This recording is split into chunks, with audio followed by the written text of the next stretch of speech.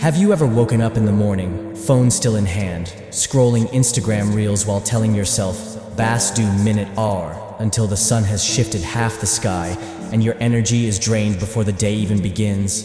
I have.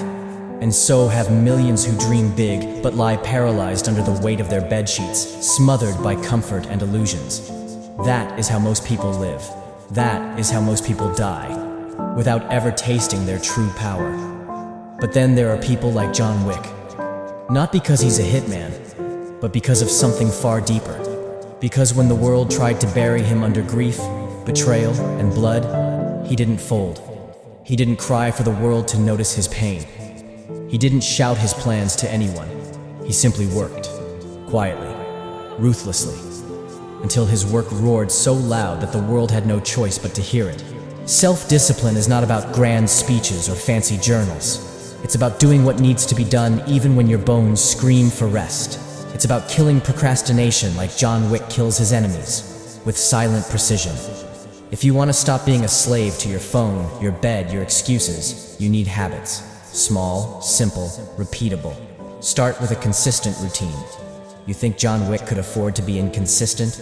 You think he woke up some days deciding he was too tired to train? His discipline was forged in repetition. Start slow. If you wake up at 8, don't shock your system by forcing 6 immediately. Try 7:55, then 7:50, then 7:45, like creeping death. Your old lazy self won't even realize until it's too late. You're already reborn. Stack your habits. If you brush daily, piggyback a new habit on it. Want to read? Tell yourself, brush ke turant baad ek page. Your brain already knows brushing is a must. It will start dragging reading along with it, until reading becomes as normal as brushing. Plan your day the night before. Have a heavy task list. Write down exactly what tomorrow needs to look like.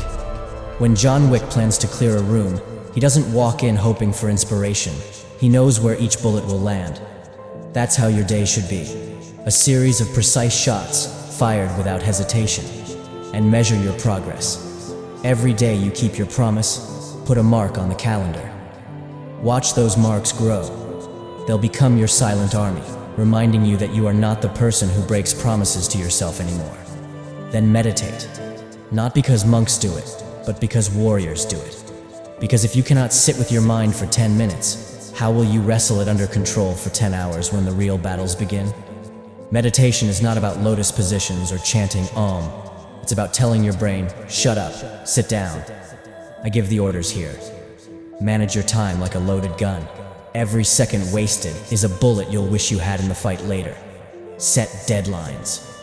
You know why most people procrastinate? Because someday is not a real day. Tell yourself, I will write this script by 2 p.m., edit it by 6 p.m., upload by 9 p.m. Deadlines force urgency. They flush procrastination out of hiding. Prioritize. Stephen Covey said it best. Don't prioritize what's on your schedule. Schedule your priorities. Put first things first. If your exam is tomorrow, forget Netflix. Attack your books. If your business launches next week, forget parties. Building. Because after the war's won, Netflix and parties will still be there. Your dreams won't wait that long. Hack your environment. John Wick didn't keep distractions lying around. If there are no chocolates at home, you won't eat them. If your phone isn't on your desk buzzing with notifications, you won't reach for it. Change your environment, and you won't need superhuman willpower. Your surroundings will make success the default, and challenge yourself daily. David Goggins says if you're not getting uncomfortable, you're not growing. If you want discipline, step out of your comfort zone. Eat clean for a week. Learn a new skill for 30 minutes daily. Push your limits until the old you starts cracking under the pressure, and a sharper, meaner, unstoppable version of you steps out. Visualize with a pen and paper. Write 2 columns. In one, the pain of not being disciplined, low marks, stress, regret.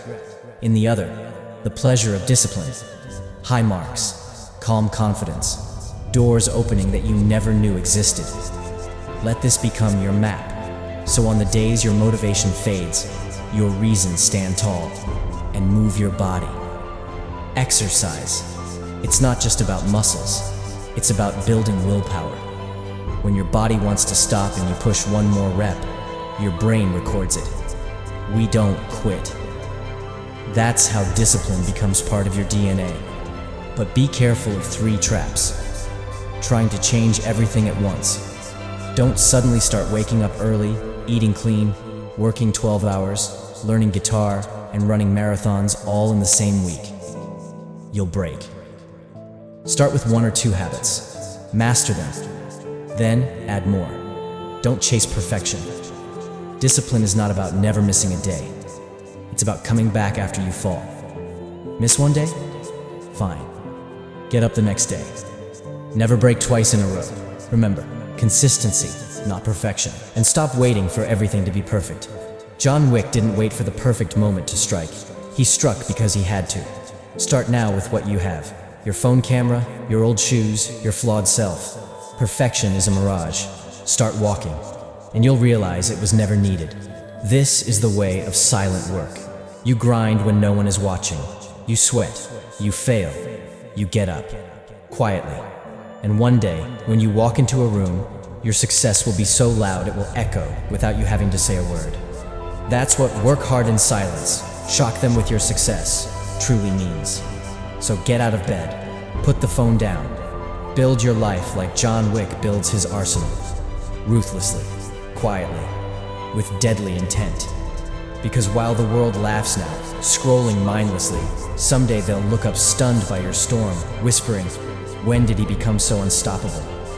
And you'll smile, because you'll know it happened in silence, in discipline, in thousands of small moments when you chose to conquer yourself. That is the real power, and it's yours for the taking. Now go, be relentless, and let your success do the talking.